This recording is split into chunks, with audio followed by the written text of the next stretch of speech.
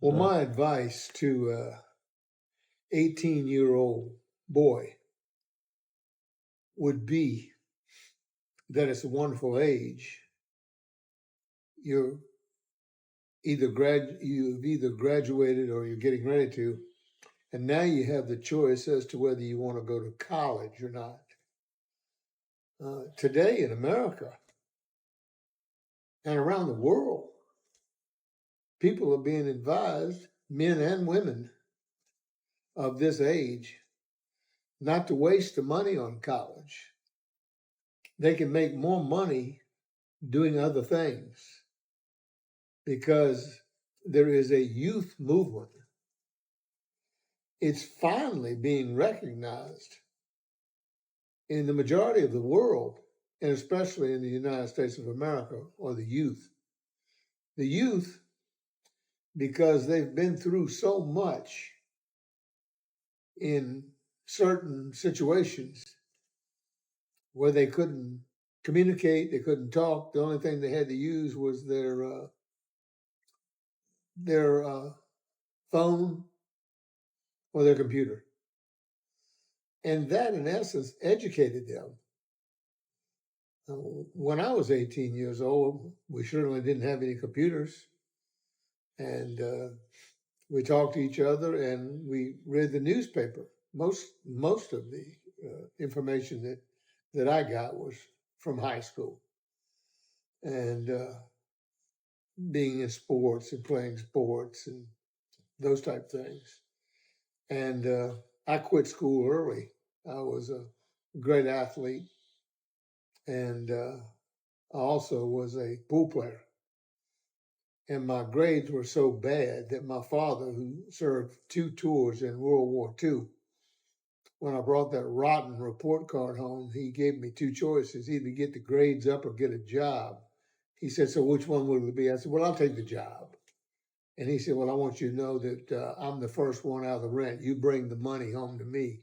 I'll take the rent money, I then give you the rest." Which I look back and I'm thankful that it happened. I learned so much from my dad because my dad was a disciplinarian.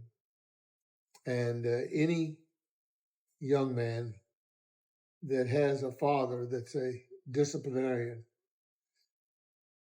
is a blessed young man because it teaches you structure. It teaches you work ethic. It teaches you not to give up. Well, is life going to bring you problems? For sure it is. As I say to so many of my audiences, I've got some great news for everybody. Everybody's going to love this. In life, when we have solved some problems, we've officially earned the right to get some more. They're coming, and they're coming every single day. It's how we handle them. If we procrastinate and we delay and put them off and put them off and put them off and put them off, they just pile up on each other to the point to where that's the reason why a lot of people stop and they don't go forward anymore. They're just overwhelmed by problems that they refuse to deal with when they're in front of them. That doesn't mean that we deal with everything right away immediately, but it does mean we do get to the task and not let it get to the point that it overwhelms us. Will you have financial challenges? You better believe you will. Everybody does.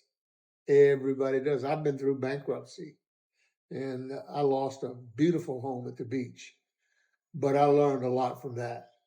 Before I went bankrupt, I had people coming up, "Oh, they bring the family, bring the kids, bring the high schooler, got the beer, we're going to the beach, we're using the house, we're using the showers outside coming from the beach, we got the towels." Boom, when I went bankrupt, declared bankruptcy, 2 people showed up, my brother-in-law and my very best friend. That's the only 2 that showed up. My brother-in-law brought some trays for my wife and I to eat on, and he owned a restaurant, and I cashed checks all the time there, and he never put any in the bank because he knew they were no good. And my other friend loaned me an automobile to drive. It wasn't much, but it was transportation. through all of those things, I would say to an 18-year-old, don't give up. I mean, do not give up, because negative people and negative situations will constantly be trying to stop you. And it is an ongoing contest. I don't call it a battle, because it certainly can be won. I won it.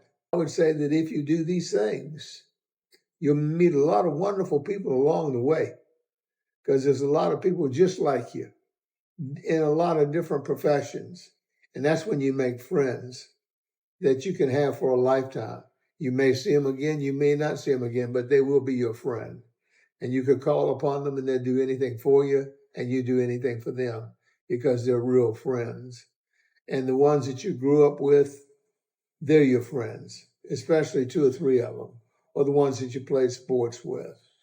And like my father, having these in World War II twice, that's a horrible, horrible thing. And I was born at Obacy Hospital in Suffolk, Virginia, on a farm. At least I got to the hospital. My sister was born on the farm. Wonderful life. I wouldn't trade it for anything. And then we moved into a shipyard, blue-collar town.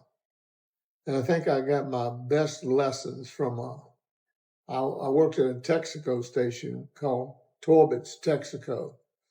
And he was one of the best businessmen I've ever met in my life. And working for him for over a year, wearing my Texaco, you could trust your car to the man who wears the star. He taught me more. And when I became an independent businessman and joined the same country club that he was a member of, we ended up on the same tee one day, and he was a complete gentleman. And he said to me, well, it's good to see you here. And Parker, hey, it was good to have you work for me. And I told him the same thing, that I learned so much from him. And that's the thing you learn along the way. Can you go to college? Yes. If you choose to take that route, then give it your best and have a good time while you're at it, because those are the years that you have a good time. Because I know I'm one of the millions that's been through a divorce. And so there's a lot of people been through divorces. And hopefully that you find the right one and you can have children and you can have that special opportunity to be a father. So from Parker Rogers to these 18-year-olds all around America and around the world, this is the best advice that I have that I could give to you.